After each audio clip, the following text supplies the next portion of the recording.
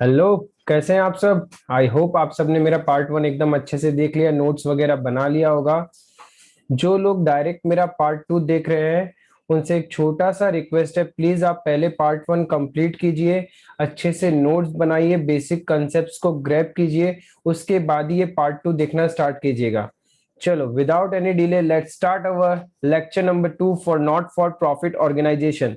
जैसे कि last part में मैंने बोला था कि इस टॉपिक में, इस लेक्चर में हम लोग क्या क्या डिस्कस करने वाले हैं। Today we are going to discuss about subscription, उसका कैसे अकाउंटिंग होता है, क्या क्या करेंगे क्या नहीं करते in case of an NPO, for cost of material consume, calculation of cost of material consume निकालना सीखेंगे, एंड फंड बेस्ड अकाउंटिंग। ये तीन टॉपिक हम लोग एकदम थॉरोली करने वाले हैं, ठीक है। इसके रिगार्डिंग कंसेप्चुअली नोट्स में आपके बना दूंगा, प्रेजेंटेशन कैसे कहां पे किस तरीके से करनी है वो सारा मैं बताऊंगा।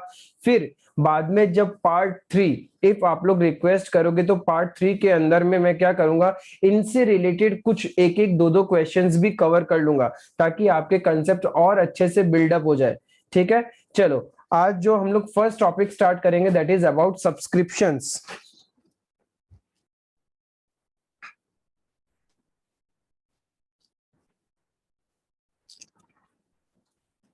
सब्सक्रिप्शन के बारे में हम लोग पढ़ेंगे, ठीक है। इससे पहले आप लोगों को कुछ बेसिक आइटम्स के बारे में जानना होगा।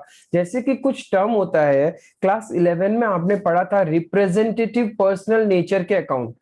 नेचर ऑफ अकाउंट्स तीन होते हैं, personal, real and nominal. Personal में तीन कैटेगरी थी हमारी, natural personal, artificial personal and representative personal. ये रिप्रेजेंटेटिव पर्सनल क्या था? रिप्रेजेंटेटिव पर्सनल में चार लेजर अकाउंट्स आते थे हमारे। कौन से? देखो, रिप्रेजेंटेटिव पर्सनल में हमारे चार लेजर अकाउंट आता था। कौन सा? एक अक्रूड, एक आउटस्टैंडिंग, एक प्रीपेड और एक एडवांस, ठीक है। ये चार नेचर ऑफ अकाउंट्स हमारे रिप्रेजेंटेटिव नेचर था, ठीक है। इनको हम लोग क्या बोलते थे? Representative personal nature. तो पहले हमें वापस अच्छे से यही चीज समझनी पड़ेगी। यही चीज को हम लोग पहले इनिशियली 5 मिनट्स में हम लोग अच्छे से समझेंगे कि इसका क्या होना चाहिए था और हम लोग क्या करते थे। इफ वो रिकॉल हो गया तो सब्सक्रिप्शन समझना बहुत आसान हो जाएगा, ठीक है। तो चलो देखिए, नोट डाउन करते हैं। Let's say suppose we are in the financial year 2021 and 22। हमारा फाइनेंशियल ईयर है 2021 एंड 22।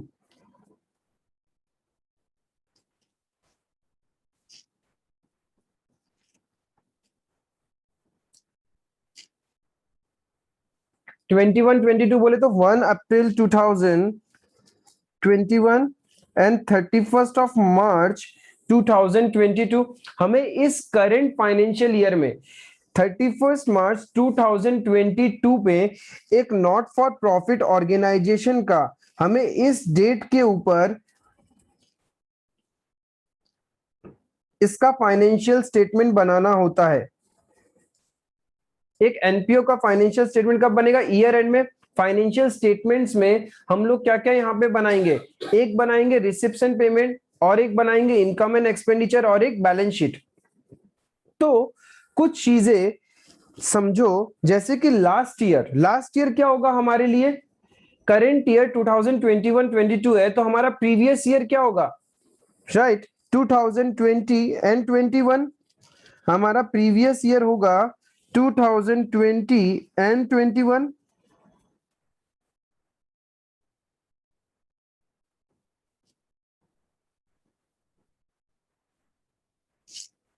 और हमारा नेक्स्ट ईयर, कमिंग ईयर कौन सा होगा? कमिंग ईयर होगा 1 अप्रैल 2022 टू 31 मार्च 2023। यही आपका नेक्स्ट फाइनेंशियल ईयर होगा। तो as per accrual basis of accounting हमारा जो फाइनेंशियल स्टेटमेंट हम इस ईयर का बनाएंगे, उसमें तो क्या होगा? only those income and expenses which are related to current year we will record. Only those income and expenses which are related to current year are recorded. तो यानी कोई भी ऐसी इनकम या कोई भी ऐसा एक्सपेंस जो रिलेटेड टू दिस पीरियड है या फिर रिलेटेड टू दिस पीरियड है, हम लोग कंसिडर नहीं करेंगे, बिकॉज हमें तो एक साल का प्रॉफिट या लॉस या एक साल का सरप्लस या डेफिसिट फाइंड आउट करना है। हेंस इस ईयर से रिलेटेड प्रॉफिट या लॉस, इस ईयर से रिलेटेड प्रॉफिट या एक्सपेंस हमें क्या करना पड़ेगा, एलिमिनेट करना पड़ेगा, राइट। अब एक बात समझिए, जो पिछले साल, जस्ट पिछले साल, करंट ईयर का जो पिछले साल था, प्रीवियस ईयर, इस डेट में 31 मार्च 2021 आपकी कुछ आइटम्स एसेट होगी और कुछ लाइबिलिटी होगा, कुछ एसेट्स होंगे और कुछ लाइबिलिटी होंगे। तो एक बात बताओ, 31 मार्च को जो आपकी एसेट्स थी, 31 मार्च 2021 को जो आपकी लाइबिलिटी थी, क्या 1 अप्रैल 2021 को भी सेम एसेट्स एंड लाइबिलिटी होगी? एग्री करते हो? यानी इसका मतलब कोई ऐसा इनकम जो लास्ट ईयर आपको मिल जाना चाहिए था, that has to be received in current year, और कोई ऐसा इनकम जो करंट ईयर में मिल गया but it is related to your next financial year. यानी कोई भी ऐसा पैसा जो रिलेटेड टू दिस ईयर है, 2022 एंड 23 है, वो आपको कब मिला होगा, during the current financial year. But क्या वो आपका करंट फाइनेंशियल ईयर का इनकम और एक्सपेंस होगा? बिल्कुल नहीं होगा। तो हमें समझना क्या है, चार टर्म समझना है। देखो, अब मैं इनकम हो चाहे एक्सपेंस हो, सबके लिए I am going to use the same term, outstanding. Class 11 में आपने सीखा होगा कि इनकम के लिए आप टर्म यूज करते हो अक्रूड, और एक्सपेंस के लिए टर्म यूज करते हो आउटस्टैंडिंग। इनकम के लिए टर्म यूज करते हो एडवांस, और एक्सपेंस के लिए टर्म यूज करते हो प्रीपेड। बट अब in case of an NPO हम लोग सिर्फ एक ही नाम यूज करेंगे, दैट इज आउटस्टैंडिंग, इधर आउटस्टैंडिंग और इधर एडवांस। इफ पैसा नहीं मिला तो आउटस्टैंडिंग, इफ पैसा नहीं पे किया तभी भी आउटस्टैंडिंग। इफ एक्सपेंसेस हमने एडवांस में ही पे कर दिया, then we will be using advance word, not prepaid. If आपको इनकम एडवांस में ही मिल चुकी है, then also you will say advance income. Is it clear? ये बात क्लियर है? तो देखो, outstanding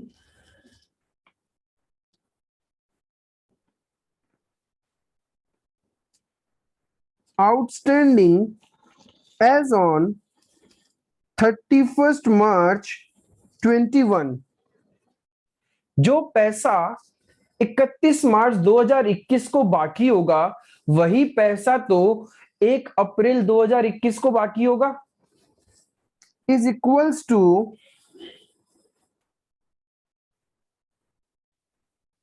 outstanding as on 1 April 21। इससे क्या बड़ा बात है? इफ कोई आपको बोले 31 मार्च 21 में आपको किसी से पैसा मिलना बाकी था, और कोई बोले कि मेरा 1 अप्रैल को किसी से पैसा मिलना बाकी था, इसका मतलब क्या है? They are talking of the same thing, they are talking of the previous financial year only. क्योंकि 31 मार्च को जब आपने अपने बुक्स क्लोज किए, वही बुक्स तो आप 1 अप्रैल में ओपन करोगे।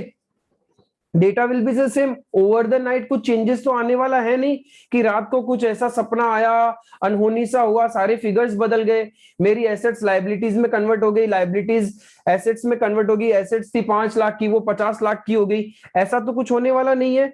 जो 31 मार्च की नाइट को था, वही आपकी तो 1 अप्रैल की ओपनिंग में ही होगा, डे टाइम में। तो बिजनेस जब 1 अप्रैल को वापस नए बुक्स ओपन करोगे तो वो सेम रहने वाला है।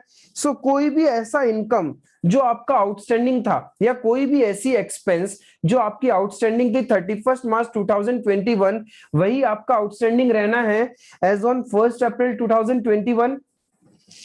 Similarly, can I say advance as on 31 March 21 is equals to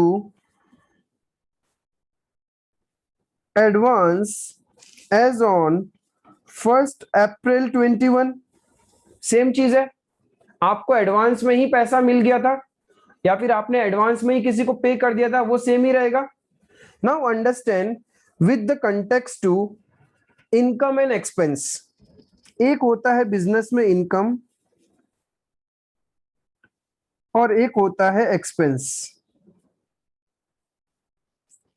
income के लिए हम लोग दो टर्म यूज करते हैं, एक आउटस्टैंडिंग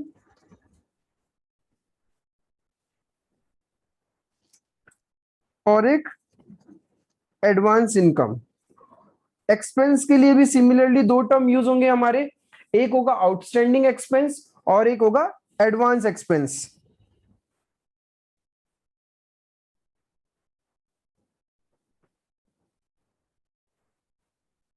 और एक होगा एडवांस एक्सपेंस, ठीक है। अब कोई भी इनकम, इनकम के कंटेक्स्ट में हम बात करें, आउटस्टैंडिंग इनकम का मतलब क्या, आपने काम करके दे दिया बट आपको पैसा नहीं मिला। आपने काम करके दे दिया बट आपको पैसा नहीं मिला, क्या फ्यूचर में आपको मिलेगा? फ्यूचर में तो मिलेगा ना। इस साल यानी in the year 2020-21, in the year 2020-21 हो सकता है आपने एक काम किया या फिर आपको किसी से पैसा मिलना था, ठीक है, बट मिला नहीं। क्या होगा, नेक्स्ट ईयर मिल जाएगा। अकाउंट्स तो हम लोग गोइंग कंसर्न के अकॉर्डिंग बनाते हैं, तो हमें नेक्स्ट ईयर मिल जाएगा। तो करंट ईयर में जो पैसा नहीं मिला नेक्स्ट ईयर में मिलेगा। Can I say it's an asset for you? Asset ही हुई ना वो आपकी, क्योंकि फ्यूचर में आपको मिलेगा। ध्यान रखना, बिजनेस में जब भी आपको कुछ मिलना होता है from future point of view, तो वो आपके लिए एसेट है। और जब भी आपको कुछ पे करना है, आपके पॉकेट से कुछ जाएगा, then it is known as liability future के कंटेक्स्ट में। सो यहां पे मेरी आउटस्टैंडिंग इनकम है। इनकम क्या है? बाकी है। जब इनकम बाकी है मिलना, तो इसको हम लोग क्या बोलते हैं? This is an asset for you. आपने अपनी करंट ईयर की इनकम में तो माना ही होगा, जब आपने 2020-21 का फाइनेंशियल स्टेटमेंट बनाया होगा, तो एज पर accrual basis of accounting last year ही आपने इसको इनकम मान लिया होगा। क्या हुआ, आपको पैसा ही तो नहीं मिला, लेकिन आपने तो अपना काम, सर्विस फुलफिल कर ही दिया, ठीक है। तो outstanding income is an asset for you, where as advance income क्या होगी आपके लिए? आपको किसी ने एडवांस में ही पैसा दे दिया, अब फ्यूचर में आपको क्या करना पड़ेगा? उसको काम करके देना पड़ेगा ना। दैट मीन्स क्या है, वो तो आपको देना पड़ेगा, चाहे काम करके दो चाहे पैसा दो, बात तो एक ही है। चाहे आपके पॉकेट से पैसा जाए चाहे आपकी सर्विसेज जाए, कुछ तो आउटफ्लो ऑफ सर्विसेज ही है, आउटफ्लो है बिजनेस से, हेंस इट्स ए लाइबिलिटी। तो एडवांस इनकम हमेशा क्या होती है?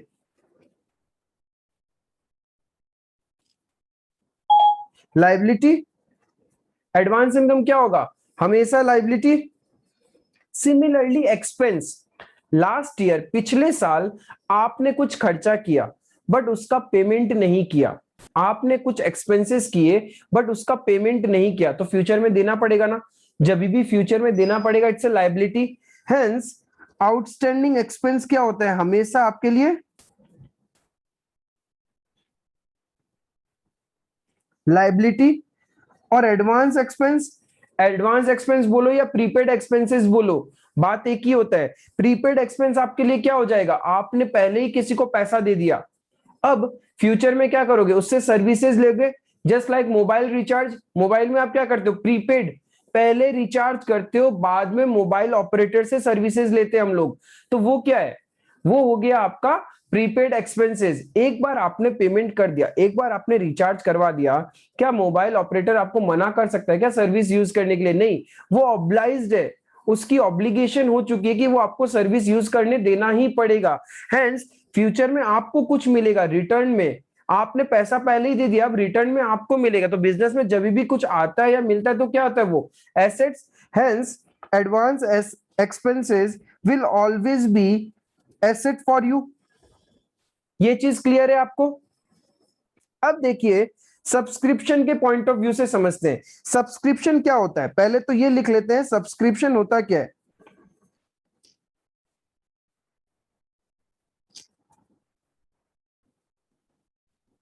सब्सक्रिप्शन के बारे में लिखते हैं पहले। It is a regular income of A NPO. ये एक रेगुलर नेचर की इनकम है जो एक एनपीओ को होती रहती है। It is always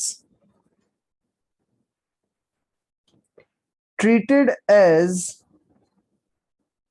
revenue receipt,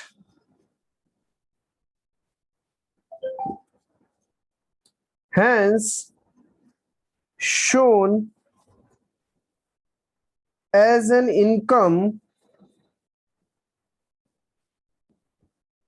on the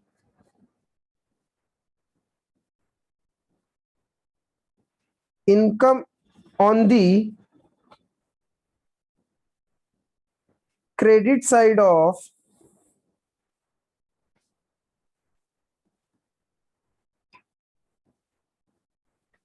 income and expenditure account।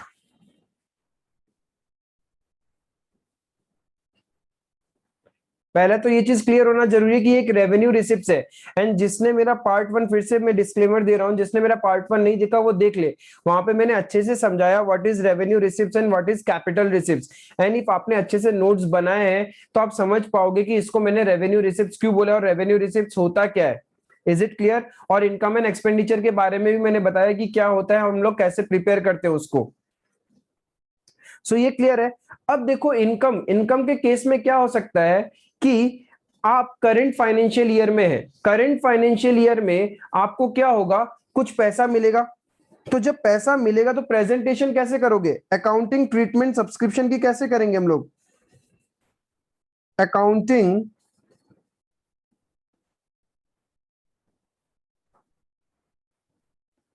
Treatment.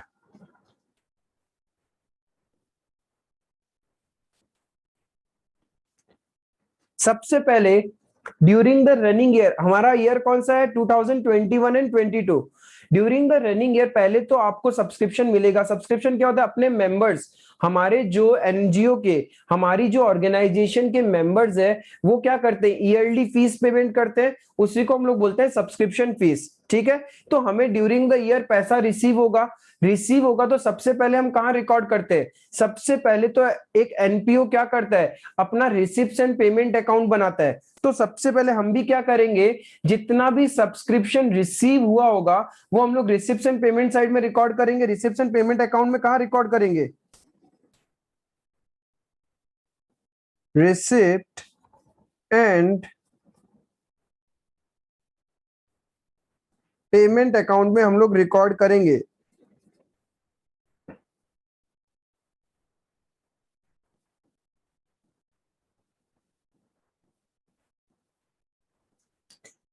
अब एक बात, क्या रिसिप्ट एंड पेमेंट अकाउंट में सिर्फ हम सब्सक्रिप्शन करंट ईयर से रिलेटेड करेंगे क्या, as per accrual basis of accounting बनाते हैं क्या? बिल्कुल नहीं, राइट। जिन्होंने मेरा पार्ट वन देख रखा है उसको पता होगा कि नहीं भैया, रिसिप्ट एंड पेमेंट अकाउंट तो कैश बेसिस से बनता है, और कैश बेसिस का मतलब होता है इररिलेवेंट। हम चेक ही नहीं करते कि whether it is related to current year और नॉट। इफ आपको करंट ईयर में पैसा मिला है तो हम लोग क्या करेंगे, करंट ईयर में उसको अपनी इनकम मान लेंगे। क्या करेंगे, इनकम मानेंगे क्या? बिल्कुल गलत।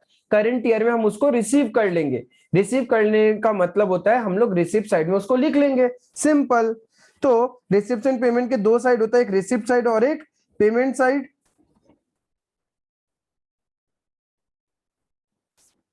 Debit side is your receipt side, then amount का कॉलम आता है, फिर और एक आता है पेमेंट का, और फिर अमाउंट का कॉलम। तो ये तो रिसीव हो रहा है तो हम रिसीव साइड में कैसे लिखेंगे इसको, टू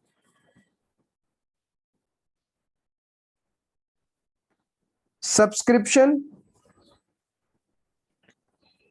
यहां पे ध्यान रखना, जब रिसेप्शन पेमेंट अकाउंट बनाओगे सेग्रीगेशन नहीं करना है, कोई एडजस्टमेंट भी नहीं करना है।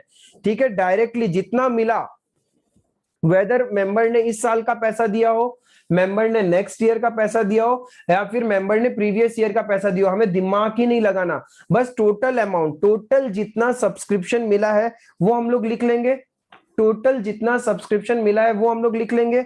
उसके बाद में क्या करते हैं हम लोग, नेक्स्ट स्टेप में हम लोग बनाते हैं इनकम एंड एक्सपेंडिचर अकाउंट। क्या बनाएंगे हम लोग, income and expenditure account.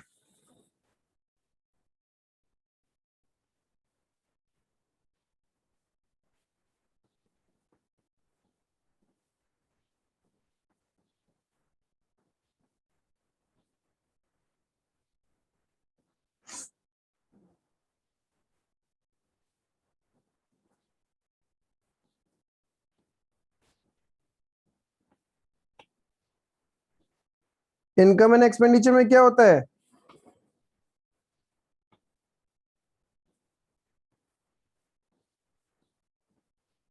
It is prepared as per accrual basis of accounting. कौन सा रूल रखता है, debit all expenses and losses, credit all incomes and gain, वो वाला रूल लगेगा हम लोग का इसमें। यानी डेबिट साइड में हमें सारे का सारा एक्सपेंसेस लिखना है और क्रेडिट साइड में इनकम लिखना है। तो अभी हम सीख रहे हैं सब्सक्रिप्शन वाला पार्ट। तो सब्सक्रिप्शन एक एनपीओ के लिए क्या होगा, इट्स ए नॉर्मल इनकम, जो रेगुलर इनकम है, इट्स ए रेवेन्यू रिसिप्ट्स। तो हम लोग क्या करेंगे, उसको इनकम साइड में शो करेंगे। कैसे शो करेंगे, by subscription as per receipts and payment account.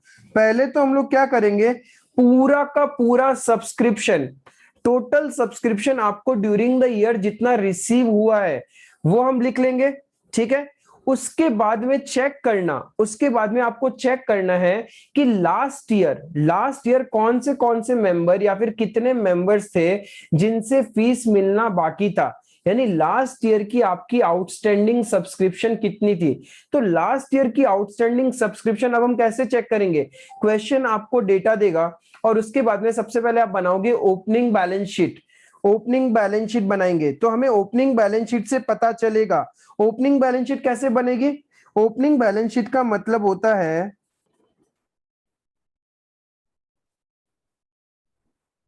Balance sheet as eight, हम कौन से ईयर में है, 2021 एंड 22। तो हमारे लिए पिछला साल कौन सा होगा, 2021, 31 मार्च 21।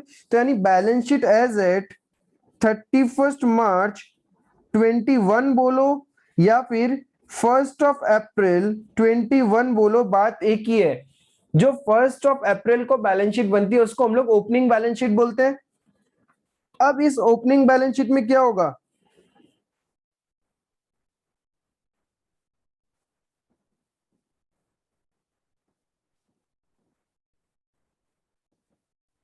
ओपनिंग बैलेंस शीट में हम क्या शो करेंगे, इफ लास्ट ईयर कुछ मेंबर्स ने आपको पैसा नहीं दिया, ठीक है, पिछले साल का मतलब इस ईयर में आपके सपोज 100 मेंबर्स थे। Let's take a tentative example, आपके ऑर्गेनाइजेशन में टोटल 100 मेंबर्स है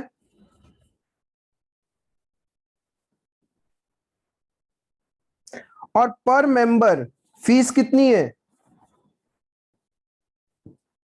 1000। तो आपको पूरे साल भर में कितना पैसा मिल जाना चाहिए through subscription, 1 lakh rupees. If आपके टोटल 100 मेंबर्स है ऑर्गेनाइजेशन में और हर एक मेंबर 1000 रुपए का फीस देता है साल भर में, तो पूरा लाख रुपए मिलना चाहिए, ठीक है। बट ड्यूरिंग द ईयर, इस ईयर की बात कर रहे हैं हम लोग 2020-21, out of 100 members, total 100 members है, 100 मेंबर्स में क्या किया, 80 मेंबर जो है,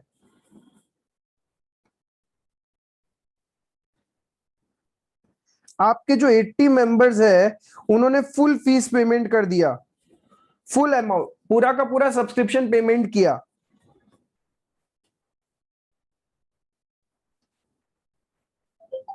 15 मेंबर्स जो है उन्होंने पैसा नहीं दिया, उनका पैसा आउटस्टैंडिंग है। बचे कितने?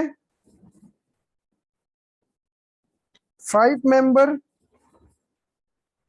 5 मेंबर ने क्या किया, पूरा पैसा फॉर करंट ईयर भी दे दिया और नेक्स्ट ईयर का पैसा भी दे दिया। नेक्स्ट ईयर का मतलब क्या होता है, इफ हम लोग 2021 में इस ईयर में खड़े हैं तो इस ईयर के लिए नेक्स्ट ईयर कौन सा होगा, ये साल 21 एंड 22। इफ मेरा करंट ईयर 2021 है तो उसका नेक्स्ट ईयर कौन सा होगा, ये वाला साल। यानी इस साल से रिलेटेड 5 मेंबर ने क्या किया, 2021 में ही आपको फीस पेमेंट कर दी। ठीक है, कर दी तो कोई बात नहीं, एडवांस में फीस आपको मिल चुकी है। नेक्स्ट ईयर जब आप मांगोगे तो इन लोग नहीं पेमेंट करेंगे। तो देखो कहना इससे,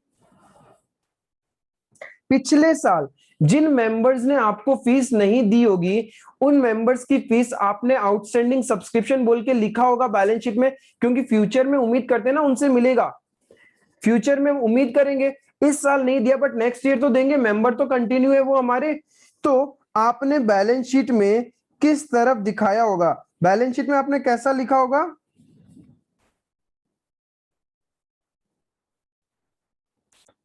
आउटस्टैंडिंग सब्सक्रिप्शन कितना, कितने मेंबर्स ने नहीं दिया था, 15 मेंबर्स इंटू 1000, यानी 15,000 रुपीज लास्ट ईयर आपने एसेट माना होगा कि हम उम्मीद करते हैं कि करंट ईयर में मिल जाएगा, तो उसको बैलेंस शीट के एसेट साइड में दिखाया। सिमिलरली 1 अप्रैल को भी हम लोग वही करेंगे। और जिन लोगों ने तुमको एडवांस में पैसा दे दिया था, जिन लोगों ने आपको एडवांस में पेमेंट दे दिया था, वो तो आपके लिए लायबिलिटी होगी ना, क्योंकि फ्यूचर में आपको पैसा तो नहीं मिलेगा, लेकिन उस 1 साल के लिए आप अपनी ऑर्गेनाइजेशन की सर्विसेज यूज करने से मना भी नहीं कर पाओगे। अब आपके लिए ऑब्लिगेशन हो गया है, जस्ट लाइक प्रीपेड रिचार्ज। जैसे मैंने बोला कि रिचार्ज तो करवा लिया, कंपनी मना नहीं कर सकती। आई बात समझ में? तो वो क्या होगा, वो 5 मेंबर जिन्होंने नेक्स्ट ईयर का भी पैसा दिया उसका आप कैसे शो करोगे, 5,000 रुपीज वो आपके लिए क्या हो जाएंगे, एडवांस सब्सक्रिप्शन। ऐसे ही करके आप ओपनिंग बैलेंस शीट बनाओगे। Now during the year, during the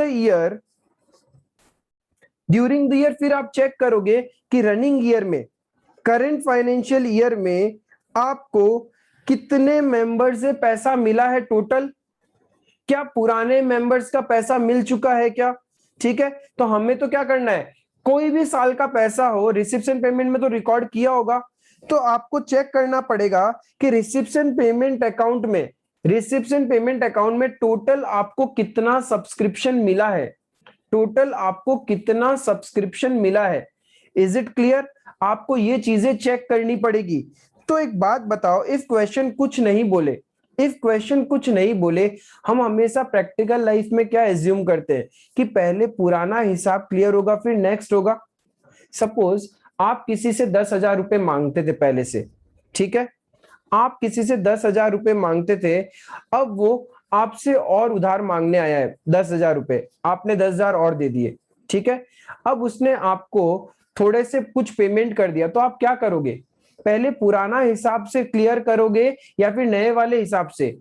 हम तो पहले पुराना जो मांगते थे वो सेटलमेंट क्लियर करेंगे, उसके बाद बोलेंगे ना कि कुछ और पैसा अभी भी हम आपसे मांगते हैं, तो हमेशा फीफो बेसिस से, फीफो मेथड हम लाइफ में फॉलो करते हैं, वो भी यहां फॉलो करेंगे। इफ क्वेश्चन कुछ नहीं बोले कि लास्ट ईयर से रिलेटेड कितना पैसा आपको रिसीव हो चुका है, तो हम हमेशा यही मानेंगे कि पहले उन मेंबर्स ने हमें फीस दिया होगा जिसका पहले से बाकी था, उसके बाद करंट ईयर की फीस आपको मिली है। Is it clear? तो कैसे शो करेंगे इनकम एंड एक्सपेंडिचर में, पहले तो देख लो टोटल कितना मिला, टोटल आपको कितना पैसा मिला है as per reception payment account, उसमें से अब एक बात बताओ, इनकम एंड एक्सपेंडिचर कैसे बनेगा, अक्रूवल बेसिस। इसमें क्या निकालना है, करंट ईयर का सरप्लस या डेफिसिट, यानी सिर्फ करंट ईयर की इनकम और करंट ईयर का एक्सपेंस का बात करना है। ये जो भाई subscription as per reception payment है, ये तो क्या है, ये तो टोटल है, इसमें हो सकता है करंट ईयर का भी पैसा मिला हो, प्रीवियस ईयर का पैसा भी मिला हो, फ्यूचर ईयर का भी पैसा मिला हो, तो हमें क्या करना पड़ेगा, हमें एडजस्टमेंट करना पड़ेगा, राइट। तो जितना भी पिछले साल का, जितना भी प्रीवियस ईयर का आपको पैसा मिला होगा, वो आपको क्या करना पड़ेगा, हटाना पड़ेगा, because it is not related to my current year income. Last year ही आप उसको इनकम मान चुके होंगे, लास्ट ईयर ही आप उसको अपनी इनकम मान चुके होंगे। तो आप लोग क्या करोगे, माइनस कर दोगे subscription outstanding as on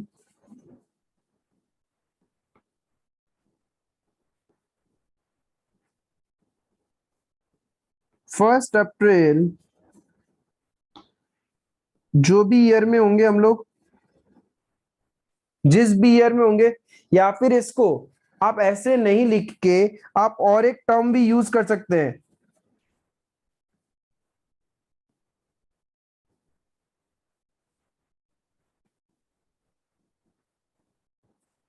outstanding subscription at beginning. Beginning का मतलब ईयर के स्टार्टिंग में जो पैसा आउटस्टैंडिंग था, जो इतना मिल चुका, करंट ईयर में जितना टोटल मिला है, जितना टोटल मिला है उसमें से जितना पिछले साल का मिला है वो तो क्या करना पड़ेगा, हमें हटाना पड़ेगा, because it is not related to my current year income. और जो पैसा आपको लास्ट ईयर मिल चुका था but it was related to your current year, last year में 5 मेंबर ने आपको एडवांस में दे दिया था ना, but it is related to my current year, तो लास्ट ईयर तो आपने उसको लाइबिलिटी माना, इनकम तो माना ही नहीं। क्यों? क्योंकि इनकम वो करंट ईयर की है। एज पर प्रूडेंस कंसेप्ट हम लोग क्या करते हैं, रिकॉग्नाइज कब करेंगे, जब एक्चुअल में ड्यू होगा वो। तो करंट ईयर में उसको क्या करना पड़ेगा, ऐड करना पड़ेगा हमें advance subscription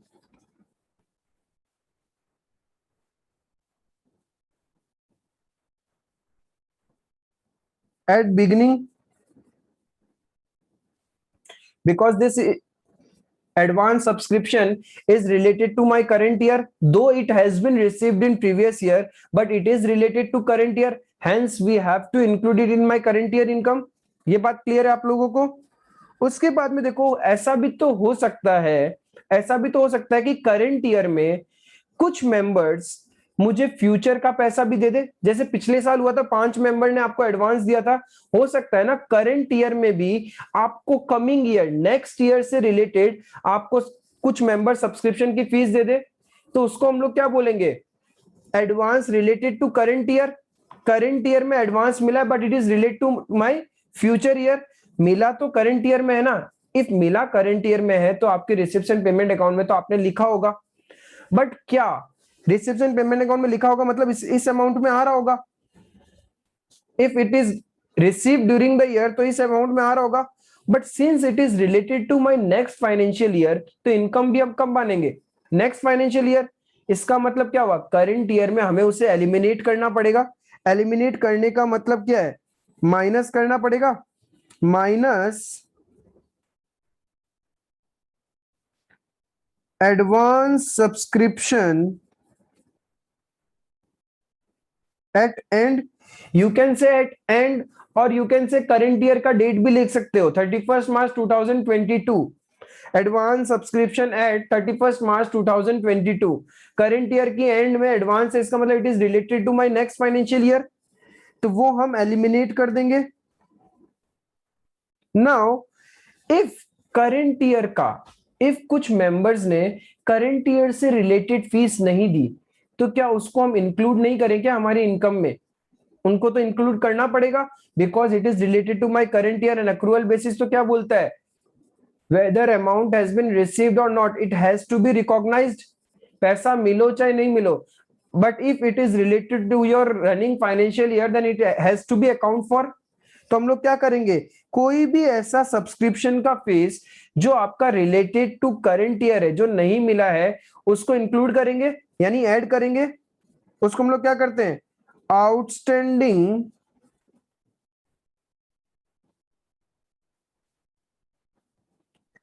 subscription at and.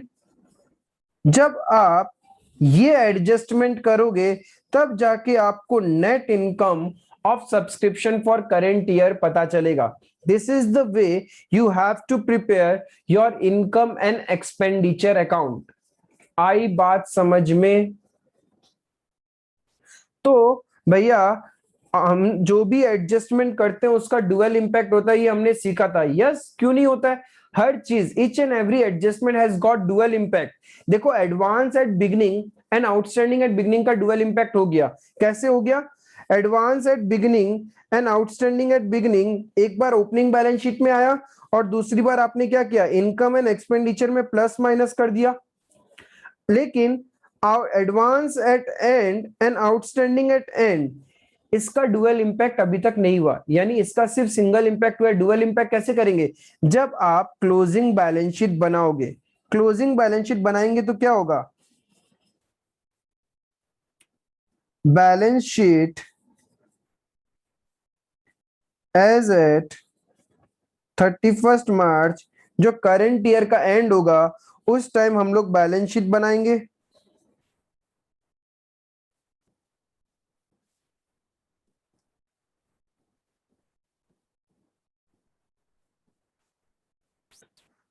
उस बैलेंस शीट में क्या शो करेंगे? जो सब्सक्रिप्शन का पैसा करंट ईयर में मिला है but it is related to my next financial year, वो तो आपके लिए क्या है? लाइबिलिटी है। एडवांस में ही आपको इनकम मिल गई, ठीक है। और पहले ही मैंने बताया था यहाँ पे, देखिए कि एडवांस इनकम आपके लिए क्या होती है? हमेशा लाइबिलिटी, और आउटस्टैंडिंग इनकम आपके लिए एसेट होती है। सो एडवांस सब्सक्रिप्शन तो कहां जाएगा? लाइबिलिटी साइड में।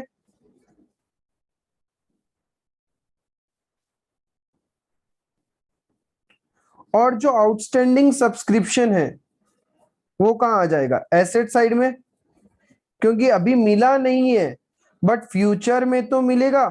फ्यूचर में मिलेगा, फ्यूचर में आने का मतलब क्या हो गया? एसेट है ना। इसमें दो चीज हो सकता है,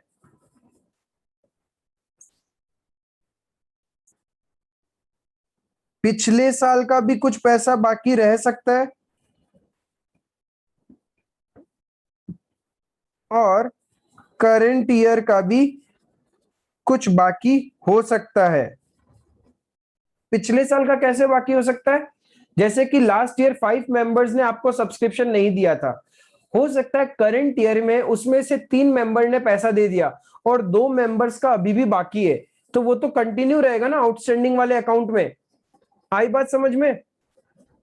तो this is the way you going to present subscription. सबसे पहले रिसेप्शन पेमेंट अकाउंट में आता है, फिर opening balance sheet, then income and expenditure, and then फिर क्लोजिंग बैलेंस शीट। देखो, कुछ लोग है, कुछ जगह है एंड कुछ स्कूल्स है जहां पे अकाउंट के थ्रू, सब्सक्रिप्शन अकाउंट के थ्रू भी समझाया जाता है। देखो, मैं तुम लोग को उस तरीके से भी बताता हूँ, एकदम इजी है, कुछ नहीं, सेम चीज जो हमने किया वही चीज उन लोग क्या करते हैं, थोड़ा सा कॉम्प्लिकेटेड करने के लिए, दिखावा करने के लिए क्या करते हैं, उसको उस तरीके से प्रेजेंट करते हैं। कोई जरूरत नहीं है, ऐसे सीबीएसई बोर्ड्स में आपको पूछते नहीं है सब्सक्रिप्शन अकाउंट बनाओ। उन लोग जस्ट बोलते हैं find out the subscription income, या फिर how will you show it in your financial statements. तो फाइनेंशियल स्टेटमेंट में तो हम ऐसे ही दिखाएंगे, opening balance sheet, closing balance sheet and income and expenditure account.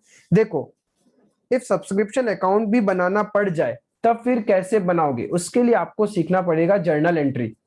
उसके लिए आपको सीखना पड़ेगा जर्नल एंट्री। क्या होता है? तो आप लिखो एग्जाम्पल, मेरे साथ साथ लिखना स्टार्ट करो example.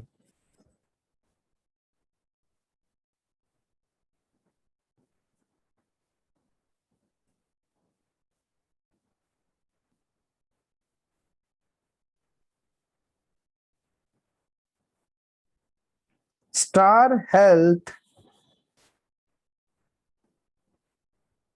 Fitness club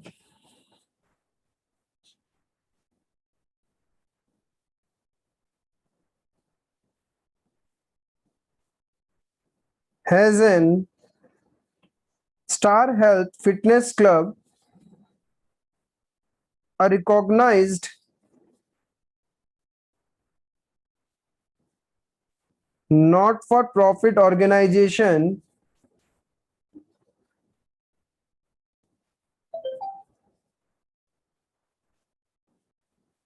registered under the act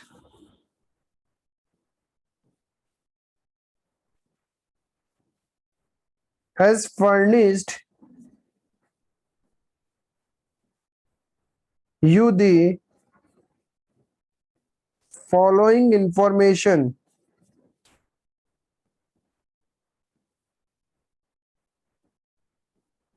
Has furnished you the following information. ठीक है,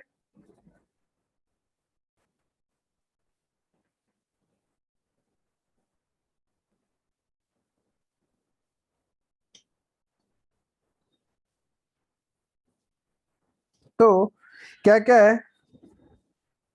number 1, Star Health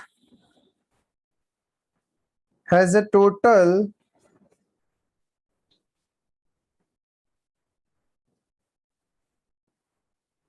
member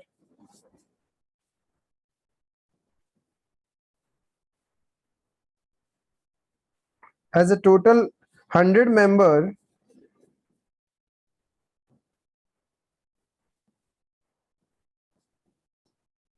each paying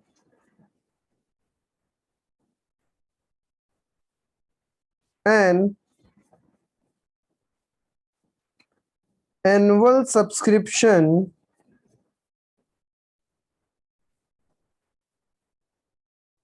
of rupees 10,000. Total कितने 100 मेंबर्स है और हर मेंबर 10,000 रुपए का सब्सक्रिप्शन पेमेंट करते हैं.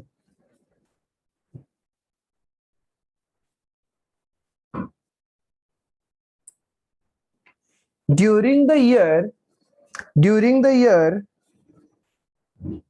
Star Health Club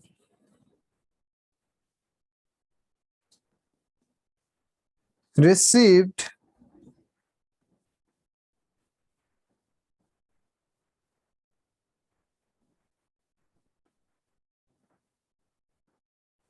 subscription of rupees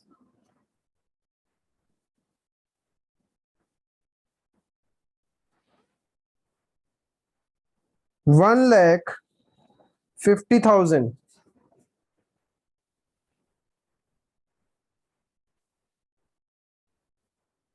during the year में ऐड कर लेना, during the year 21-22.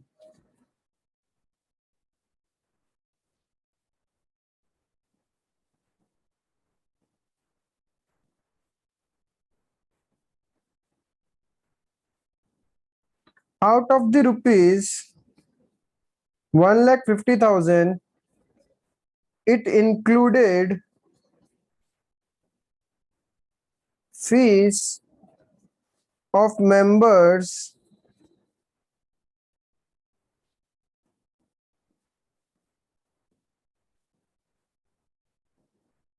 as follows. For 2020-21, 2022-23,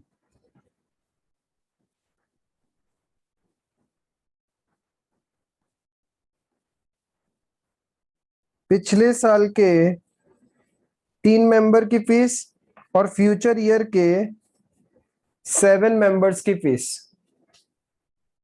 is it clear?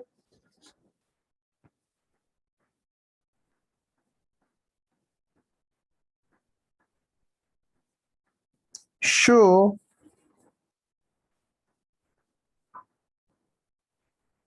how will you present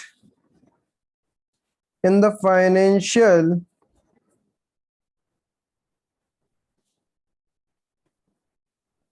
statement of Star Health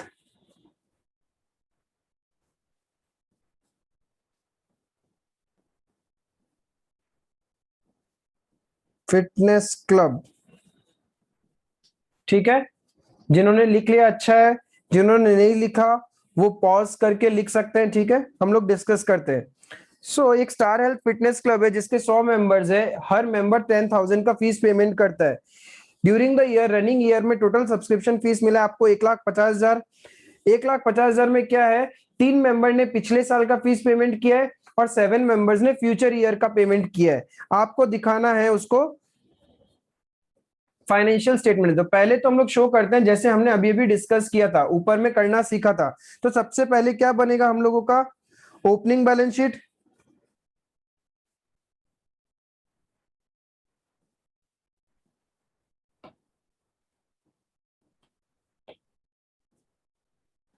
सबसे पहले balance sheet as eight 1 April 2021, यानी जो last year जो position थी उसी पोजीशन को ब्रॉट डाउन करेंगे। लास्ट ईयर को क्या पोजीशन थी, इफ पिछले साल के 3 मेंबर इस साल आपको पेमेंट कर रहे हैं, इसका मतलब पिछले साल उन्होंने नहीं पेमेंट किया था। इफ लास्ट ईयर नहीं पेमेंट किया था, हमने लास्ट ईयर इनकम तो मान ही लिया होगा, बट उसका सेकंड इम्पैक्ट क्या किया होगा, उसको एसेट ट्रीट किया होगा, हम इस उम्मीद में कि इस साल पैसा मिल जाएगा। तो क्या होगा, आउटस्टैंडिंग सब्सक्रिप्शन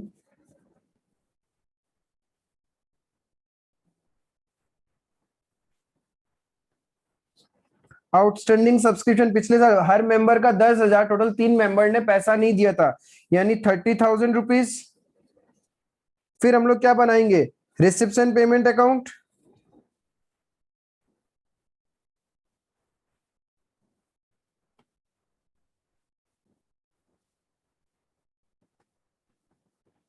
नॉर्मली एग्जाम के बड़े क्वेश्चन में ध्यान रखना, आपको ये रिसिप्शन पेमेंट अकाउंट बनाया हुआ मिलता है।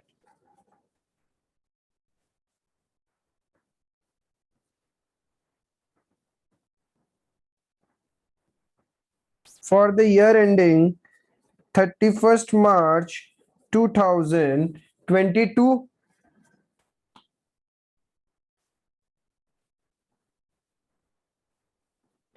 जितना आपको सब्सक्रिप्शन मिला है आप किस तरफ लिखेंगे,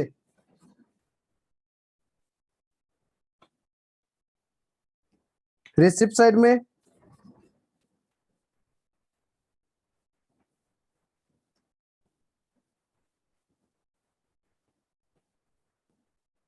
कितना मिला था टोटल आपको, 1,50,000।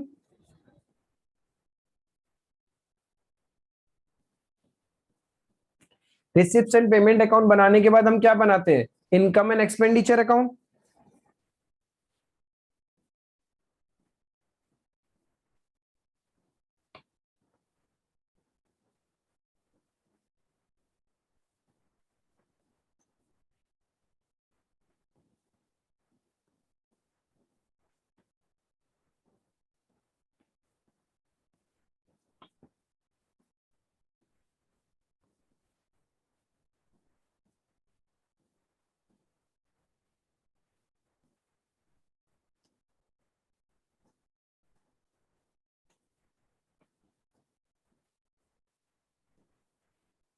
कैसे सीखा था, सबसे पहले ये तो इनकम ही है, subscription is an income for you.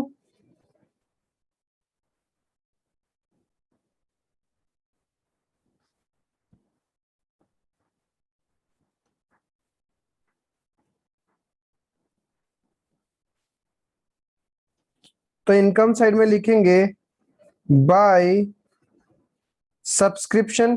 क्या पूरा का पूरा 1,50,000 को हमें हमारी इनकम मान लेना चाहिए क्या, नहीं, क्यों, क्योंकि इसमें से जो टोटल 1,50,000 ड्यूरिंग द ईयर मिला है, 30,000 कौन से ईयर से रिलेटेड मिला है आपको, पिछले साल का है, और लास्ट ईयर आप ऑलरेडी इनकम मान चुके हैं, तो फिर से इस बार इनकम थोड़ी ना मानेंगे।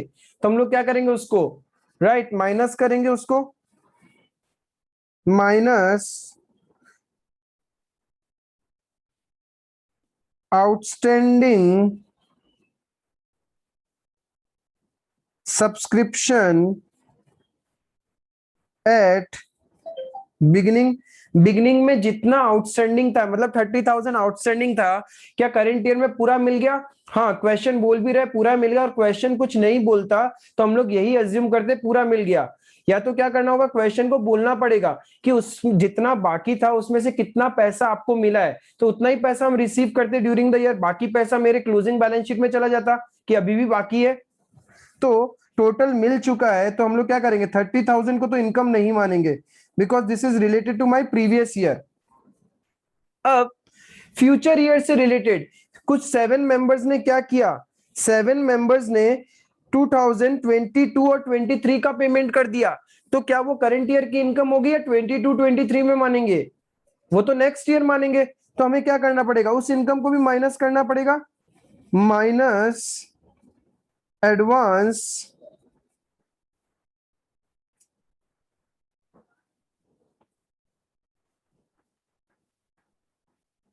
एडवांस सब्सक्रिप्शन एट एंड कितना, 70,000।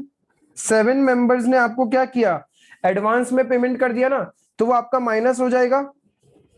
अब देखो आपके टोटल मेंबर्स कितने हैं, 100 मेंबर्स, और हर मेंबर से 10,000 फीस आना है। यानी इसका मतलब क्या, ड्यूरिंग द ईयर 1 लाख रुपए की इनकम तो होनी है, चाहे आपको पैसा मिलो चाहे नहीं मिलो। ड्यूरिंग द ईयर जो गवर्नमेंट को आप डिक्लेयर करोगे 1 लाख रुपीज तो मिनिमम करना ही पड़ेगा ना। जब 100 मेंबर्स है और हर मेंबर 10,000 की फीस देते हैं एज पर अक्रूवल बेसिस ऑफ अकाउंटिंग, क्या होता है, करंट ईयर से रिलेटेड है, पैसा मिलो चाहे नहीं मिलो उसको शो तो करना पड़ेगा। यानी हमें ये पता है कि आपकी सब्सक्रिप्शन इनकम कितनी होने वाली है, आपकी सब्सक्रिप्शन इनकम 1 लाख रुपए होने वाली है। तो इसको कैलकुलेट करते क्या 1 लाख आ रहा है क्या, 1,50,000 माइनस 1 लाख कर दे तो कितना हो गया, ये तो 50,000 ही हो रहा है। तो 50,000 रुपए कहाँ है, इनकम तो 1 लाख होगी ये तो हमें पता है, तो 50,000 कहाँ है, इसका मतलब करंट ईयर का 50,000 रुपीज आपको मिला नहीं है, नॉट 50,000। आपके कितने मेंबर्स थे, 100 मेंबर 10,000, तो आपका कितना 10 लाख रुपए पेमेंट होगा। इनकम कितनी होनी चाहिए, 10 लाख रुपीज। यहां पे इसको थोड़ा सा फिगर चेंज कर लो, आप लोग फिगर्स थोड़ा सा चेंज कर लो। हम लोग क्या करेंगे, 10 मेंबर्स कर लेते हैं, instead of 100 members let's take 10 members.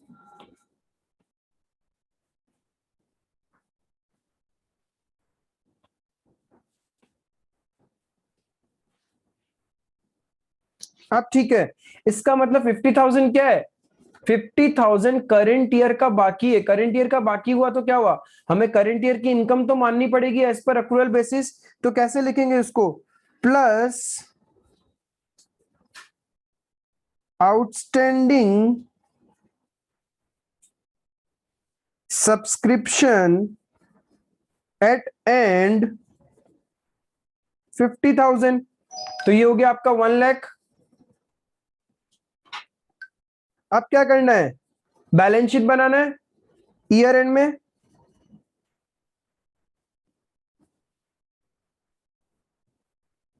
Balance sheet as at 31st March 2022।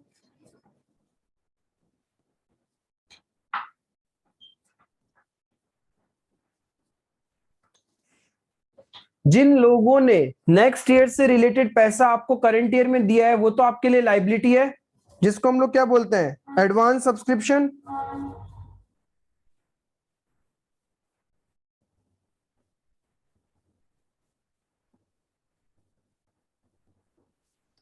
कितना, 70,000।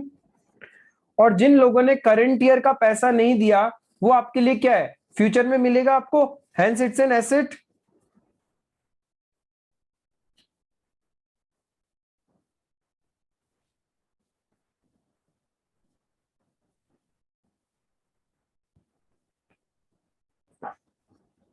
बस दैट्स इट। ऐसे करके आप बैलेंस शीट में प्रेजेंट करोगे। ये तो था जो फर्स्ट तरीका हमने डिस्कस किया था कि किस तरीके से आप इजी वे में सॉल्व कर सकते हो। अब और एक तरीका, ऑल्टरनेटिव आंसर।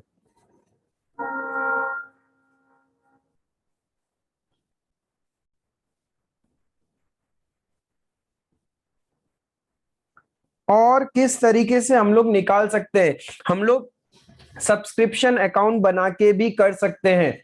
हम लोग सब्सक्रिप्शन अकाउंट बना के भी कर सकते हैं। कैसे? देखो, पहले जर्नल एंट्री से सीखो। आपको ड्यूरिंग द ईयर 1,50,000 का सब्सक्रिप्शन फीस मिला, तो आप एंट्री क्या करोगे? Bank account debit to subscription account 1,50,000। ऐसा क्यों किया? क्योंकि हमें रूल पता है, debit what comes in, credit all incomes and gain. तो पैसा आया तो हमने उसको डेबिट कर दिया, और ये सब्सक्रिप्शन हमारे लिए इनकम है, तो इसीलिए हमने इनकम के अकाउंट को क्या किया? क्रेडिट कर दिया। नाउ इस पैसे में 30,000 रिलेटेड टू प्रीवियस ईयर है, यानी पिछले साल आपने एक लेजर अकाउंट ओपन किया था, आउटस्टैंडिंग सब्सक्रिप्शन का अकाउंट ओपन किया था ना। अब जब वो पैसा मिल चुका है तो बंद करना पड़ेगा। आउटस्टैंडिंग सब्सक्रिप्शन आपके लिए क्या था? एसेट। एसेट की अकाउंट बंद करने के लिए क्या करना होता है? उसको वापस क्रेडिट करना पड़ेगा। यानी आप क्या करोगे?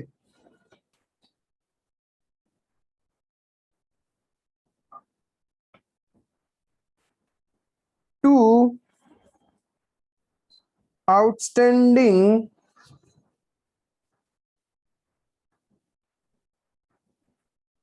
सब्सक्रिप्शन कितना? 30,000। तो कॉरेस्पॉन्डिंगली जो आपकी टोटल, आप बोल रहे हो आपकी इनकम हुई है 1,50,000, क्या 1,50,000 है क्या? नहीं, ये जो सब्सक्रिप्शन का पैसा मिला 1,50,000, उसमें 30,000 कौन सा है? आउटस्टैंडिंग वाला। तो हमें हमारी इनकम क्या करनी पड़ेगी? वापस कम करनी पड़ेगी।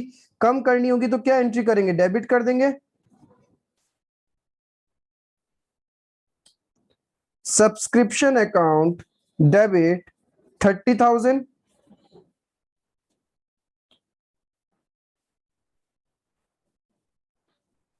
उसके बाद जो फ्यूचर ईयर से रिलेटेड आपको मिला है, वो तो आपके लिए लाइबिलिटी है। उस पैसे को हम लोग इनकम नहीं मानेंगे, यानी इनकम फिर से कम करनी पड़ेगी। तो आप क्या करोगे?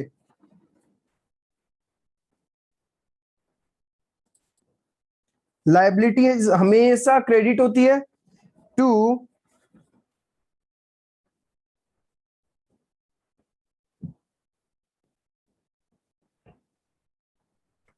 Advance subscription.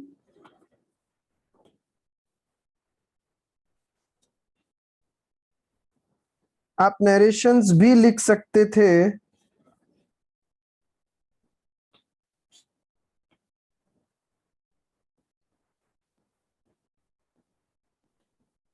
Subscription related to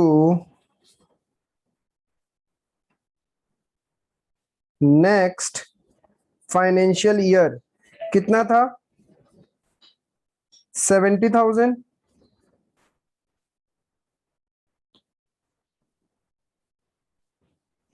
जो करंट ईयर का नहीं मिला, बट उसको इनकम तो रिकॉर्ड करेंगे। इनकम रिकॉर्ड करेंगे और नहीं मिला तो फ्यूचर में मिलेगा, उसको एसेट बोलते हैं हम लोग। यानी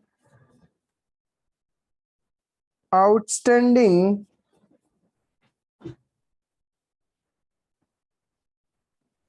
subscription account debit to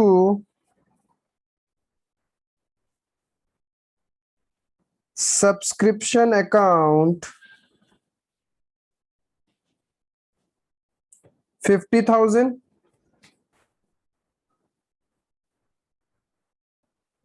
subscription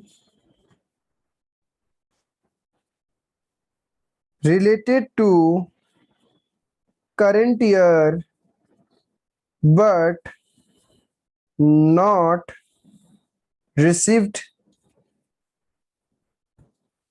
That's it.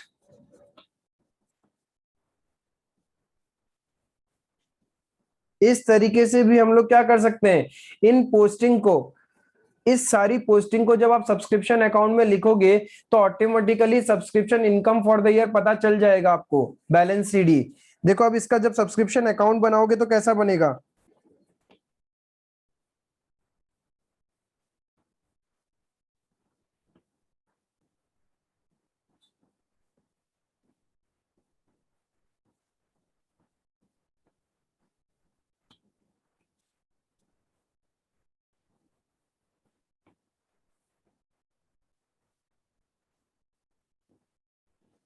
सबसे पहले रिसीव हुआ आपको,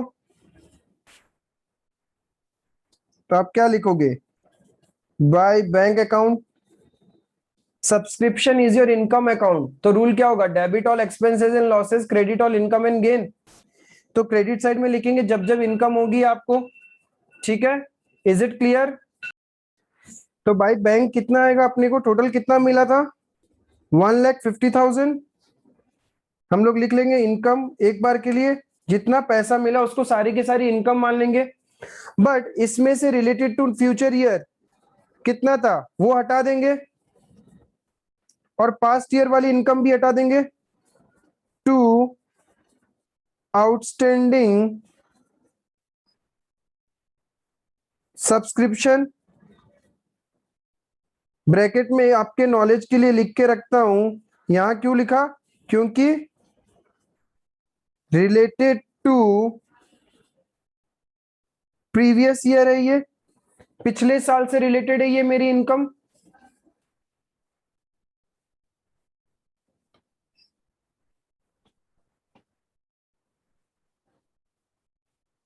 $30,000, फिर टू एडवांस सब्सक्रिप्शन, जो मेरा फ्यूचर ईयर से रिलेटेड है उसको भी इनकम से हटा देंगे, वो मेरी इनकम नहीं है। 70,000, चाहो तो आप ब्रैकेट में लिख के रख सकते हो, related to next financial year.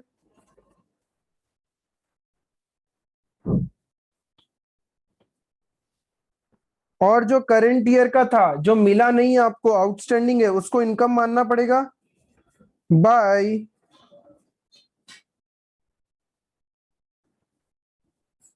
Outstanding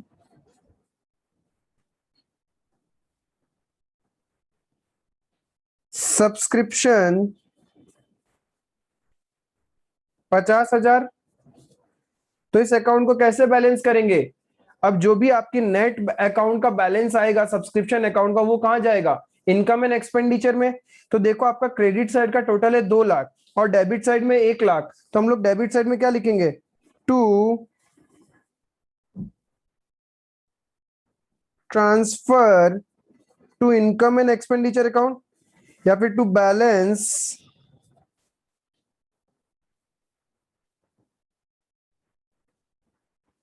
transfer to income and expenditure account. कितना रुपए, 1 लाख रुपए, ये लेजर अकाउंट क्लोज। तो आप सब्सक्रिप्शन अकाउंट बनाओगे तभी भी देखो आपका 1 लाख का इनकम आया, और हम बिना सब्सक्रिप्शन अकाउंट बना के ऐसे प्रेजेंटेशन करते हैं तभी भी तो 1 लाख रुपए ही आया। तो दोनों वे में जैसे आप कंफर्टेबल हो उस वे में आप सॉल्व कर सकते हो।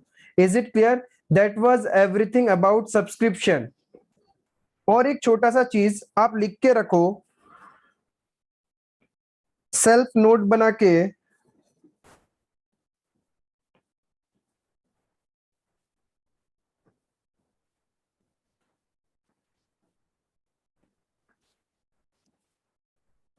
सेल्फ नोट, सेल्फ नोट के लिए आप क्या लिख के रखोगे, आउटस्टैंडिंग एट बिगनिंग का मतलब क्या होता है,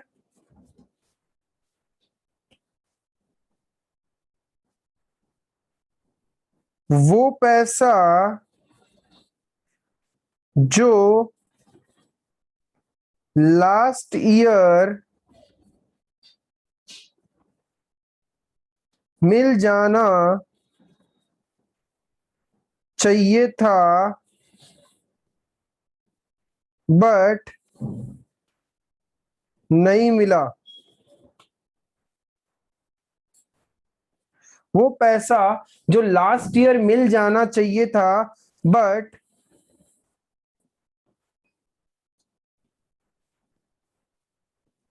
करंट ईयर में मिला,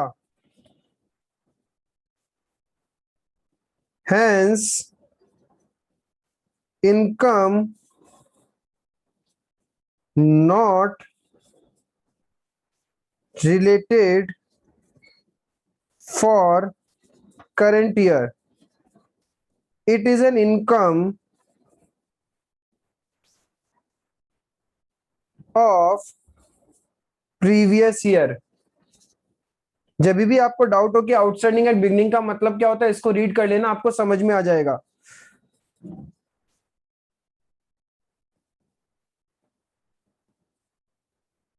एडवांस एट बिगनिंग का मतलब लिखिए। एडवांस एट बिगनिंग का मतलब हो गया subscription amount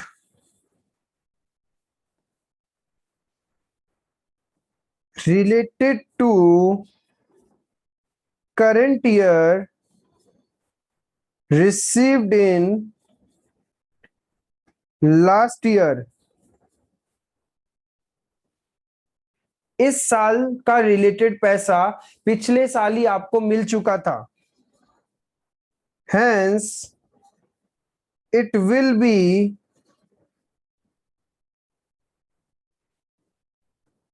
included in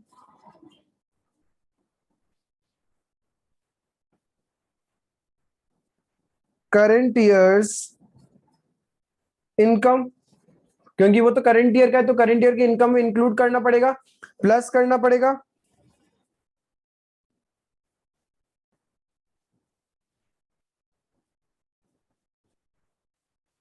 advance at end का मतलब क्या हो गया,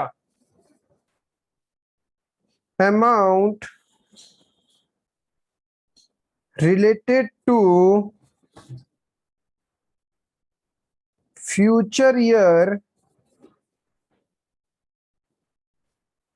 received in current year, hence not an income, it's a liability। Therefore deducted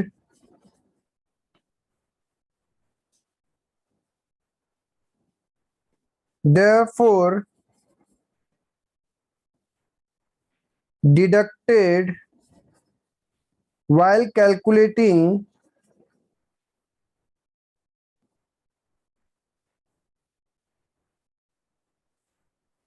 current year income।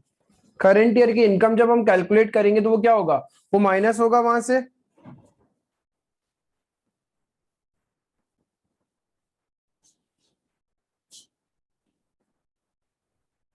Outstanding at end, outstanding eight end का मतलब क्या,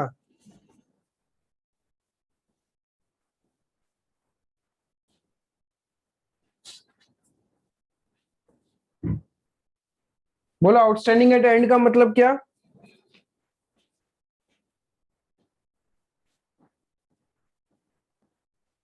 amount related to current year but not received,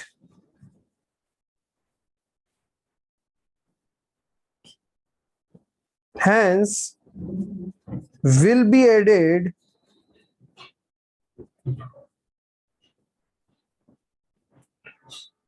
while calculating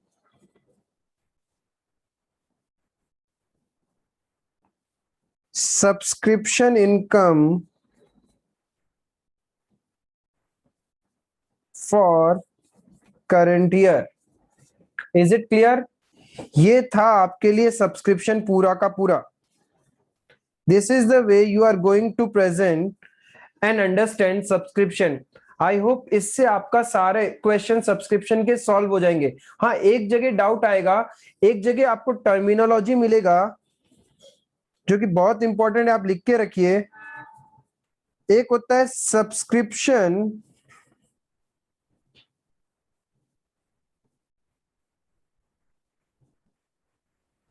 outstanding for the year ended so and so. इसका मतलब क्या होता है? Amount outstanding given amount, जो amount आपको क्वेश्चन में दिया हुआ रहेगा, given amount outstanding is related to current year only. ये बहुत इंपॉर्टेंट है, ध्यान में रखिएगा। और एक टर्म आपको मिलता है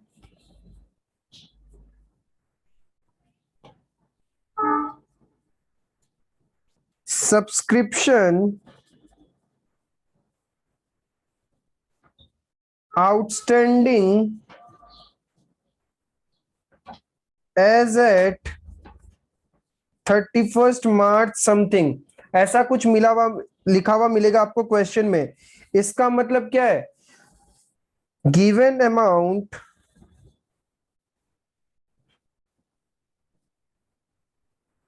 is the total outstanding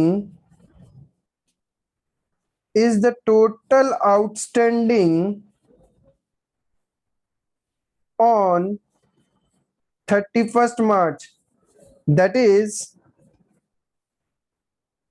it includes outstanding of current year and previous year. दोनों साल का हो सकता है कि पिछले साल आपको कुछ मेंबर से 50,000 रुपए मिलने थे, बट उसमें से करंट ईयर में आपको सिर्फ 30,000 मिला है, तो 20,000 वो, और करंट ईयर के भी कुछ मेंबर ने आपको पैसा नहीं दिया तो वो हो गया। दोनों मिला के होता है आउटस्टैंडिंग एज एट। तो ये बहुत इंपॉर्टेंट वर्ड है आपके लिए, for end as at. As at का मतलब ही क्या होता है? Balance sheet. जैसे आप लिखते हैं ना बैलेंस शीट एज एट, इसका मतलब क्या? एक पर्टिकुलर पॉइंट ऑफ टाइम में टोटल कितना आपकी एसेट्स और लाइबिलिटीज होती है। सिमिलरली एक पर्टिकुलर टाइम पे आपका टोटल कितना सब्सक्रिप्शन का पैसा बाकी है, उसको हम लोग बोलते हैं आउटस्टैंडिंग एज एट। जैसे आप लिखते हैं profit and loss account for the year ended. For the year ended मतलब वो सिर्फ करंट ईयर से रिलेटेड इनकम और एक्सपेंस की बात करते हो। That means subscription outstanding for the year ended का मतलब सिर्फ करंट ईयर का कितना पैसा बाकी है।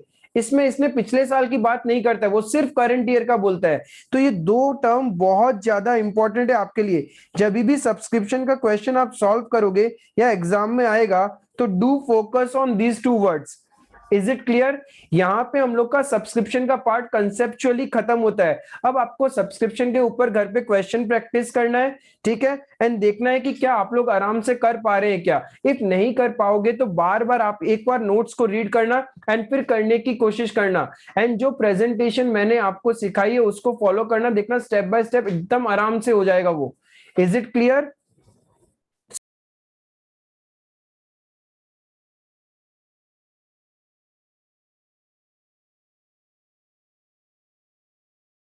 So let's discuss our next topic, cost of material consumed। जो हमारा नेक्स्ट टॉपिक है वो क्या है? कॉस्ट ऑफ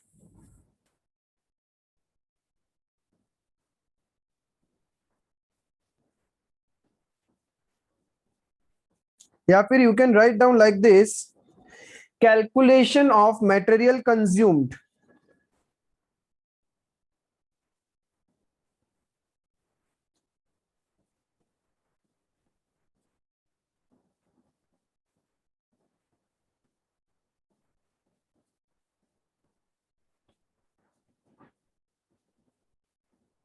मतलब आपको एक्सपेंसेस फाइंड आउट करना है। नाउ एक बात समझिए, let's take an example. First lockdown के टाइम आपके घर के पास में ग्रोसरी स्टोर है जहां से आप रेगुलर सामान खरीदते हैं, ठीक है। उस ग्रोसरी स्टोर में आपका खाता चलता है, आपका क्रेडिट लिमिट है, वहां पे आप क्रेडिट में भी परचेज करके लेके आ सकते हैं, ठीक है। वो ग्रोसरी स्टोर वाला लॉकडाउन स्टार्ट होने से पहले से आपसे क्या करता था, वो 10,000 रुपए मांगता था। वो पहले से आपसे 10,000 रुपए मांगता था, ठीक है। अब आप लॉकडाउन स्टार्ट होने वाला है, ठीक है, तो आपने क्या किया, जब लॉकडाउन थोड़ा सा लीनियंट हुआ था बीच में 2-3 दिन के लिए, तो आपने क्या किया, वापस गए उनकी दुकान में और कुछ पैसा लेके गए पॉकेट में। सपोज आप पॉकेट में 50,000 रुपीज लेके गए और आपने उस दुकानदार को दे दिया।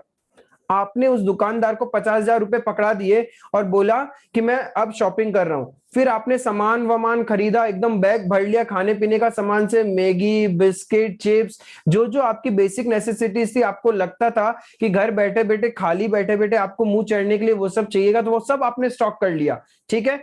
अब आप दुकान से निकलने लगे तो उस भैया ने आवाज दिया, अरे भैया सुनो सुनो सुनो, अभी भी मैं आपसे 5,000 रुपए मांगता हूं।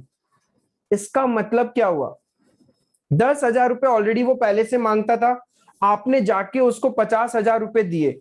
अब आप उसकी दुकान से वापस निकल रहे हैं, निकलते निकलते उसने आवाज दिया, हेलो हेलो। मैंने कहा हाँ भैया। बोलता है कि अभी भी मैं आपसे 5,000 रुपए मांग रहा हूं। इसका मतलब क्या है, इसका मतलब क्या, जब आपने 50,000 दिया होगा तो उस भैया ने क्या किया होगा, पहले तो पुराना हिसाब आप लेके गए पॉकेट में 50,000, 50,000। तो इस भैया ने क्या किया, पहले तो ये वाला हिसाब खत्म किया। अब बैलेंस कितना रह गया भैया के हाथ में, 40,000। अब जब दुकान से वापस निकल रहे हो तो वो भैया क्या बोल रहे हैं, अभी भी मैं आपसे 5,000 रुपीज मांगता हूं। इसका मतलब आपने शॉपिंग कितने रुपए की कर ली, 45,000 की। तभी तो वो ऐसा बोलेगा। इफ आपने 40,000 की होती तो वो बोलता थोड़ी कि भैया मैं अभी भी आपसे कुछ मांगता हूं, या उससे कम किया होता शॉपिंग तो वो आपको वापस पैसा रिटर्न करता। अब वो क्या बोल रहा है, भैया मैं अभी भी आपसे 5,000 रुपीज मांगता हूं। इसका मतलब क्या हो गया, आपने कितना का परचेज कर लिया, your total purchase is ₹45,000। Your total purchase is 45,000। यानी ये आपने कैसे निकाला, आपने कैसे निकाला कि टोटल मैंने कितना पेमेंट किया, 50,000, उसमें से पहले से कितना मांगता था, 10,000, वो हट गया, बचा 40। अभी भी वो मुझसे कितना मांगता है, 5,000 रुपए, यानी मेरा टोटल हुआ 45,000। तो इसको लिखना होगा तो कैसे निकालते हैं, यानी जब भी आपको मटेरियल कंज्यूम्ड, आपने कितना कंजम्पशन किया, निकालने से पहले आपको यह देखना पड़ेगा ड्यूरिंग द ईयर आपने परचेज कितना किया। तो सबसे पहले आपको क्या कैलकुलेट करना पड़ेगा, calculation of purchase made during the year.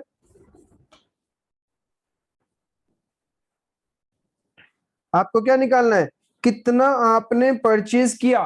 कैसे निकालेंगे, पहले तो हम देखेंगे कि हमने उनको पेमेंट कितना किया, यानी हमारे क्रेडिटर को हमने टोटल पेमेंट कितना किया है, पेमेंट मेड टू क्रेडिटर। उसमें से उसने क्या किया था, पहले से जो मांगता था, पहले से जो मांगता उसको हम लोग क्या बोलते हैं, आउटस्टैंडिंग एट बिगिनिंग। यानी आउटस्टैंडिंग क्रेडिटर एट बिगिनिंग। यानी पहले से जो मांगता था वो माइनस हो गया, और फिर क्या किया, अभी भी जो मांगता है उसको ऐड कर दें तो पता चल जाएगा ना टोटल परचेज कितना है, plus outstanding creditor at end, outstanding creditor at end. तब आपको क्या पता चल जाएगा, टोटल परचेज पता चल जाएगा क्या? बिल्कुल नहीं, जब भी क्रेडिटर की बात आती है तो आपको क्या पता चलेगा, total credit purchase, total credit purchase आपको पता चल गया। अब इस क्रेडिट परचेज में, इस क्रेडिट परचेज में इफ हम लोग कैश परचेज ऐड कर दें तो क्या पता चल जाएगा, टोटल परचेज। हाँ भैया एकदम करेक्ट, हमें पता चल जाएगा टोटल परचेज की, टोटल हमने कितना खरीदा। चलो ये तो पता चल गया टोटल कितना खरीदा। अब कैसे पता करें कि हमने कंजम्पशन कितना किया? तो एग्जांपल लेते हैं, सपोज लॉकडाउन का लीनियंसी जब हुआ तो आपके घर में पहले से 5 पैकेट मैगी था, लेकिन इतने से तो होगा नहीं, खाली बैठे रहेंगे, 2 मिनट में झटपट बन जाती है, मम्मी की भी टेंशन खत्म, अपनी भी टेंशन खत्म। तो क्या किया, लॉकडाउन थोड़ा सा लीनियंट हुआ, दुकानें खुली, कुछ आवर्स के लिए भी हमें शॉपिंग करने का मौका मिला, हम तो गए, हमने क्या किया, मार्केट से और 15 पैकेट मैगी परचेज कर लिया। पहले से घर पे 5 पैकेट मैगी था और आप 15 पैकेट मैगी का परचेज करके लेके आ गए। अब जब लॉकडाउन खत्म हुआ, मम्मी ने अच्छे से किचन में देखा तो देखा सिर्फ 2 ही मैगी के पैकेट बचे हैं, सिर्फ 2 ही मैगी के पैकेट बचे हैं। इसका मतलब बाकी कहां गए, 5 पहले से था, 15 और खरीद लिया यानी 20, और बचे हैं सिर्फ 2, तो 18 मैगी के पैकेट कहां गए, कंजम्पशन हो गया। तो यानी हमारा एक्सपेंस कितना हुआ, 18 मैगी का पैकेट। तो ये आपने कैसे निकाला, आपने कंजम्पशन कैसे निकाला, आपने कंजम्पशन निकाला, आपके पास कितना पहले से सामान पड़ा था, दैट इज ओपनिंग स्टॉक, फिर आपने कितना परचेज किया ड्यूरिंग द ईयर, उसको ऐड किया, और अभी भी जो घर पे पड़ा है, अभी भी जो घर पे पड़ा है उसमें क्या किया, उसको हटा दूं तो मुझे ये पता चल जाएगा कि मेरा मटेरियल कंज्यूम्ड कितना है। यही तो आपके लिए एक्सपेंस होता है, यही तो आपके लिए एक्सपेंस होगा। जितना आप कंजम्पशन करोगे, जितना आपने खा लिया, वो आपके लिए खर्चा, जो अभी भी सामान पड़ा रहेगा ऑर्गेनाइजेशन में वो तो आपके लिए स्टॉक है, एसेट है। इज इट क्लियर, आई बात समझ में कि कैसे हम लोग मटेरियल कंज्यूम निकालते हैं, और ये मटेरियल कंज्यूम कहां प्रेजेंट करते हैं, it is shown on the income and expenditure के डेबिट साइड में। इनकम एंड एक्सपेंडिचर अकाउंट बनाते हैं हम लोग, इनकम एंड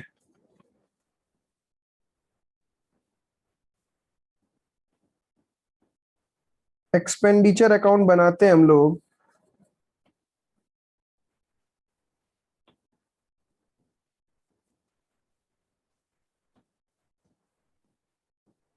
उसकी डेबिट साइड में लिखेंगे to material consumed because it's an expense for you, तो ये आपके एक्सपेंस साइड में आएगा। अब ये मटेरियल भी हो सकता है, स्टेशनरी भी हो सकता है, फूड स्टफ भी हो सकता है, कुछ भी हो सकता है क्वेश्चन में कैलकुलेट करने के लिए।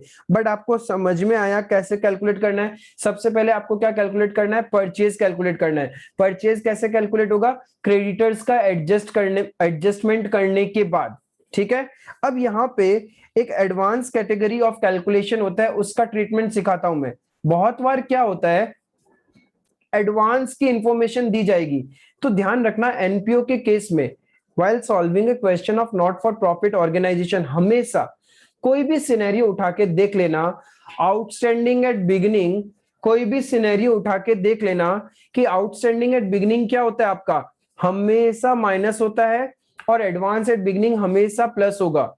आउटस्टैंडिंग एट एंड हमेशा प्लस होगा और एडवांस एट एंड हमेशा माइनस होगा। ऑलवेज, कोई भी scenario, weather it is income weather it is expense. क्यों होता है उसके लिए मैंने डिटेल्ड में आप लोगों को ये नोट्स लिखा दिया कि ऐसा हम लोग क्यों करते हैं। इफ किसी को फिर भी लिख के रखना है एनपीओ के केस में तो लिख के रख सकता है,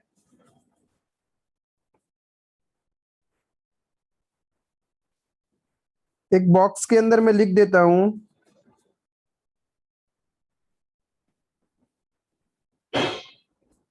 आउटस्टैंडिंग एट बिगिनिंग जो होता है वो हमेशा हम माइनस करते हैं, आउटस्टैंडिंग एट एंड हमेशा प्लस करते हैं, एडवांस एट बिगिनिंग हमेशा प्लस होगा, एडवांस एट एंड हमेशा माइनस होगा। ऐसा कुछ रटने का है नहीं, हमने ऑलरेडी समझ लिया कि इनका मीनिंग क्या होता है। एक बार समझ लिया तो इसको रटने की जरूरत नहीं है। बट कुछ लोग होते हैं जिनको बहुत धीरे से समझ में आता है, तो उनके लिए मैंने ये लिखवा दिया है कि कब किस टाइम हम लोग क्या ट्रीटमेंट करते हैं। Is it clear? तो सिमिलरली क्रेडिटर के केस में भी आपका एडवांस वगैरह कुछ हुआ तो आप क्या करोगे, सेम ट्रीटमेंट करने वाले हो। लेकिन एक चीज होता है, कभी कभी आप सामान खरीदते हो खुद के लिए, लेकिन आप उसको बेच देते हो, आपका इंटेंशन सेल करना नहीं होता। जैसे कि आपने 5 मैगी के पैकेट आपके घर पे पड़े थे, ठीक है, और 20 मैगी के पैकेट और परचेज कर लिए, आपके पास हो गया टोटल 25। लेकिन आपके पड़ोसी जो थे उनका मैगी का स्टॉक खत्म हो गया, अब वो आपसे मांगने आ गए, तो आपने वो क्या बोला, ये तो अपॉर्चुनिटी है, और अपन तो कॉमर्स के स्टूडेंट है, हर जगह अपॉर्चुनिटी ढूंढ लेते हैं। तो आपने बोला कि भैया अरे नहीं, हमारे पास भी बचे नहीं है, ज्यादा कुछ है नहीं। तो फिर वो बोलते हैं अच्छा यार कोई 2 पैकेट भी है तो दे दो, मैं कम 15 रुपए पैकेट दे दूंगा, 10 रुपए मैगी का 15 रुपए पैकेट दे दूंगा। ये सुनते ही तो हमारे दिमाग की बत्ती जग गई, 5 रुपए का प्रॉफिट, और प्रॉफिट तो अपन छोड़ते नहीं है। तो हमने क्या किया, अच्छा ठीक है भैया आप तो हमारे इतने क्लोज हो, 2 पैकेट आपको क्या मना करना। पैसा कोई वैसे बात नहीं था कि हम 15 रुपए आप दे रहे हो इसलिए दे रहे हैं, बट ठीक है लॉकडाउन का टाइम है, आपको भी जरूरत है, दे देते हैं। तो आपने क्या किया, उसमें से 2 पैकेट उनको सेल कर दिए, 2 पैकेट सेल कर दिए। कैसे सेल किया, 15-15 रुपीज में, तो 30 रुपीज आया। आपने परचेज किया था 20 रुपीज में, लेकिन आपने सेल कर दिया 30 रुपीज में, तो आपको क्या हो गया, 10 रुपीज का प्रॉफिट हो गया ना। तो उस प्रॉफिट को हम अलग ट्रीट करेंगे, उस प्रॉफिट को हम अलग ट्रीट करेंगे उस कंडीशन में जब भी आप अपने पर्सनल कंजम्पशन के लिए कोई सामान खरीदते हैं और उसको सेल कर देते हैं ना, उस कंडीशन में हम हमेशा कंजम्पशन कैसे निकालेंगे। सबसे पहले देखेंगे टोटल परचेज कितना है। सबसे पहले आप क्या देखोगे, आपकी टोटल परचेज कितनी है, फिर पहले से आपके घर पे कितना पड़ा था वो ऐड कर दें, तो आपको पता चल जाएगा कि टोटल सामान कितना था।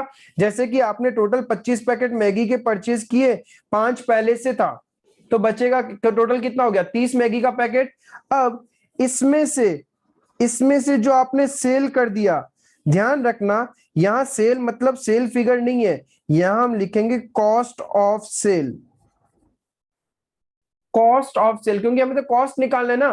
कंजम्पशन यानी खर्चा तो कॉस्ट पे होता है, हमें कॉस्ट निकालना है तो कंपैरिजन भी कॉस्ट से होगा। तो हम यहां लेंगे कॉस्ट ऑफ सेल्स, जो माल आपने बेचा है उसका आपके लिए कॉस्टिंग क्या था वो हट गया, और अभी भी जो घर पे पड़ा है उसको निकाल दें, तो आपको पता चल जाएगा कि आपने अपना पर्सनल कंजम्पशन कितना किया। ये हो गया आपका material consumed.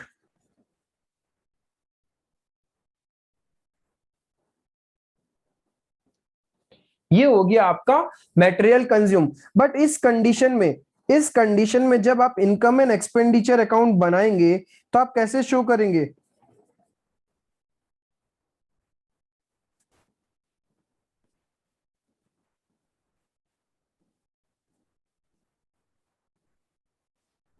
Income and expenditure account में कैसे शो करेंगे, इधर आएगा to material consume debit side में,